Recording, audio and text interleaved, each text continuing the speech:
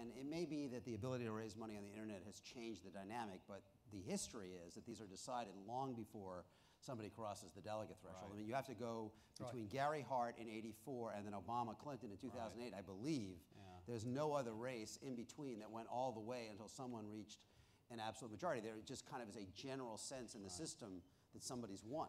I think about in 2008 too. I mean, Huckabee for a while was defiant. He goes, I am not going to get out of this race.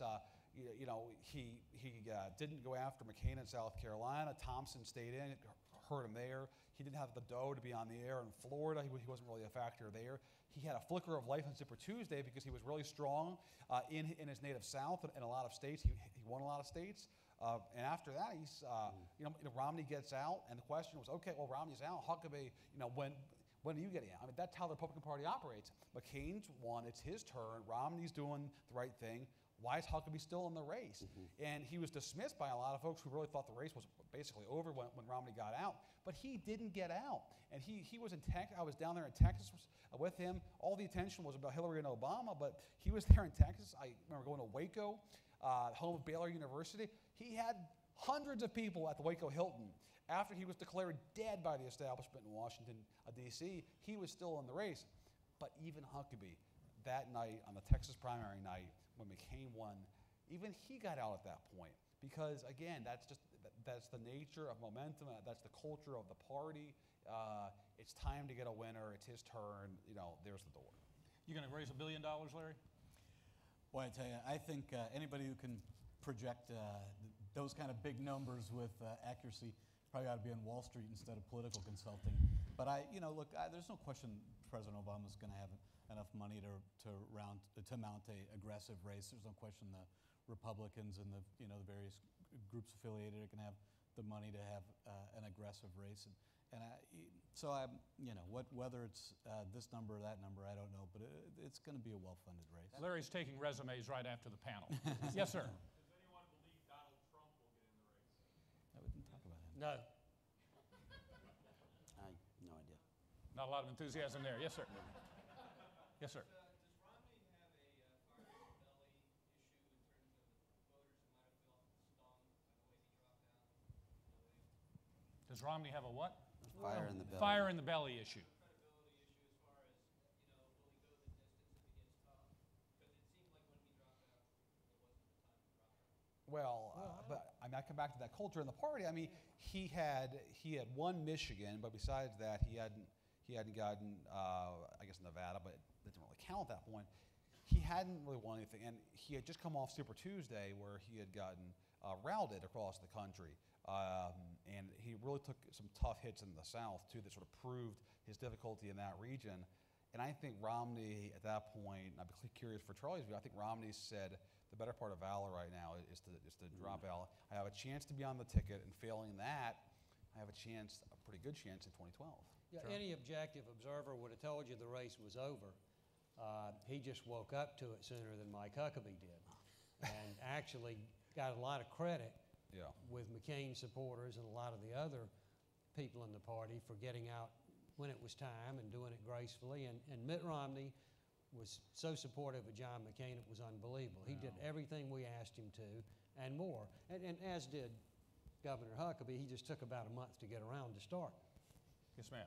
A growing number of people in my age group that I talk to like Sarah Palin, but don't really consider her to be a legitimate candidate in 2012. That she's kind of riding the coattails of the popularity with John McCain and becoming the figurehead of the Tea Party. Moving forward, what is it that you think she'll do to position herself and her campaign in a more legitimate light? The question is that a growing number of young people like Sarah Palin but don't believe she's credible. Yeah, a credible candidate. What does she do going forward to become a credible candidate?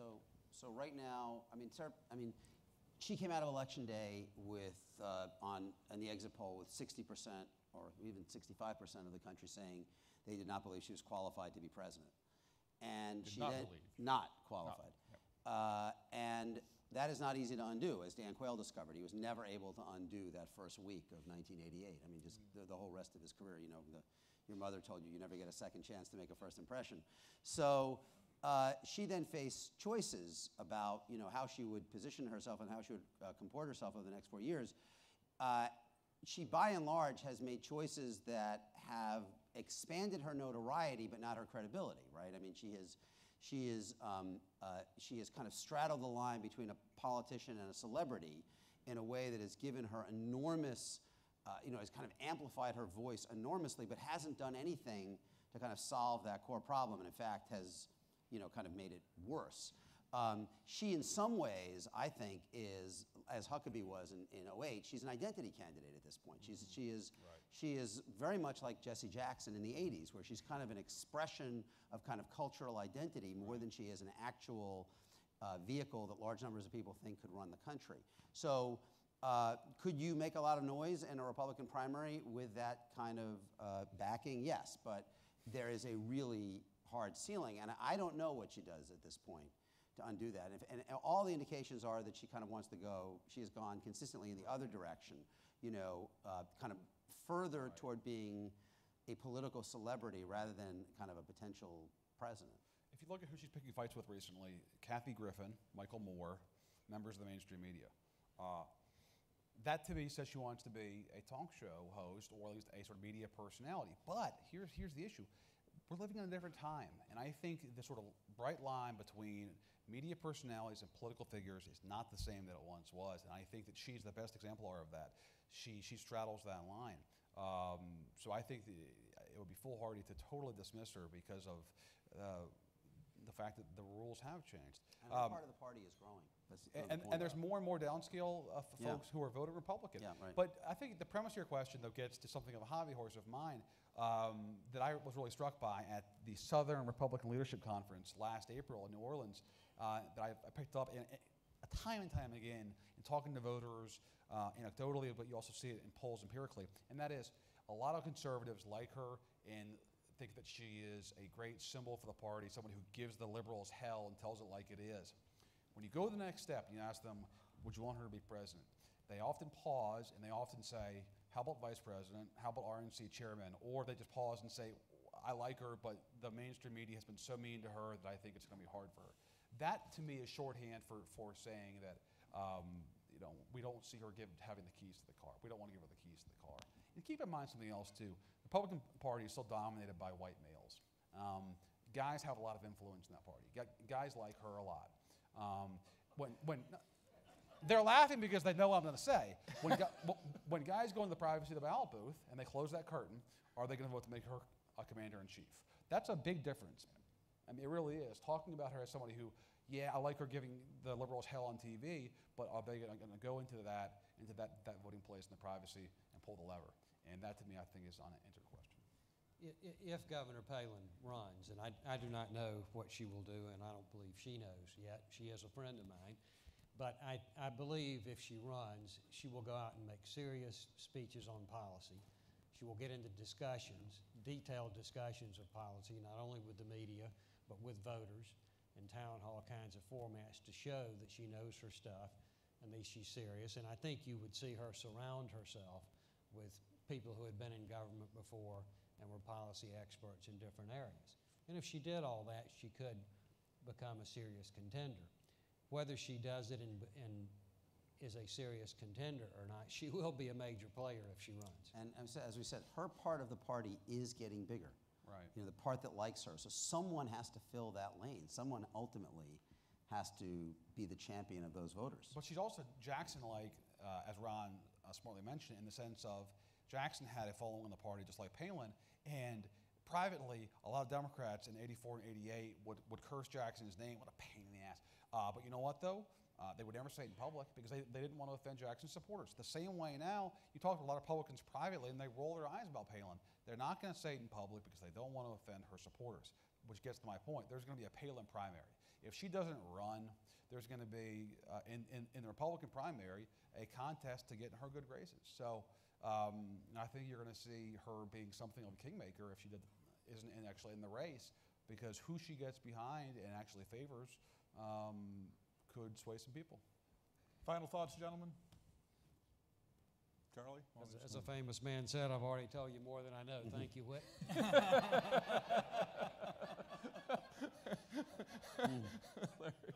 Brand new campaign. We'll see a bunch of new innovative things. It'll be an interesting cycle. I want to hear more about that, actually. I cede my time to Larry. Go ahead, Larry. Out of time. Ron, go ahead. I kind of feel like, we've built this enormous transmission system in the media to, examine, cover, and dissect this thing. And there's sort of a demand for activity on the part of the candidates. But I kind of feel like when you have an incumbent president, you're operating within a pretty narrow window. I mean, if his approval rating is under 48, it's going to be very hard for him to win. If it's over 52, it's going to be very, very hard for the Republicans to win. And if it's somewhere in between, we can spend $1.5 billion and have a great time over the next 18 months. But if we're on either sides of that relatively narrow spectrum, I think the result is going to be very hard to change. Yeah, John? No, I was going to ask Larry, because I was hoping it was going to come up during the Q&A, but if you're looking at that heartland, that sort of Rust Belt swath where you guys did very well, Indiana, Ohio, Michigan, Wisconsin last time around, how do you get those folks back this time around after having a tough 2010? Well, a couple of things. I don't think that the 2010 map is the 2012 map, and I don't think that the way people process their choices then is confining to what we're going to be able to do and be able to say. Just as I think it would be fair to say on the other side, I doubt if the Republicans are going to concede all the places that we did well in 2008. So having said that, I think that it's very obvious that the trouble in the Rust Belt states is this grinding kind of economic situation that people are trying to sort of see where's the path out and where's it going. And I think there may be places in the country where they're kind of seeing a light at the end of the tunnel sooner. And I think that ultimately what the race is going to come down to, especially in those places of economic sensitivity, is what's the path to the future and what are the alternative choices. I don't think we can speculate a lot on that until you know what the other alternative choice is. But I think that we know that President Obama brings some extraordinary equities to that conversation. We should not let Whit get off the stage. Oh, that's a good without. point. I mean, he's been. Please join me in he's thanking been, Charlie, Larry, All right, you got to give us your quick take on the Republican nomination and your sense of the state of play for the general election. Well, I was hoping you would tell me so I could figure out which candidate to sign up with. Yeah. I'm in complete agreement with you. I think it's as wide open as any race, certainly in my professional career. And at this point, it's just very, very difficult to look into a crystal ball and get any kind of clarity at all. But I think it'll be a fascinating campaign, absolutely fascinating. And my sense is that the nominee will be somebody who is now in single digits in the Republican primary voters. I don't see any of the people who are leading the polls now going the distance. Somebody's going to catch fire. I just can't figure out which one it's going to be. And what's the dynamic of the general in your mind? Pretty close to what you said. I think it'll be very close. It's very difficult for me to see President Obama winning North Carolina and Virginia again, Indiana, putting together the pieces. That there may be other places like Arizona where you go to make up the difference. But right now, I think it's likely to be a very tight race, at least in the Electoral College, the way we can see it right now. Please join me in thanking Charlie, Larry, Jonathan, Ron for a great panel.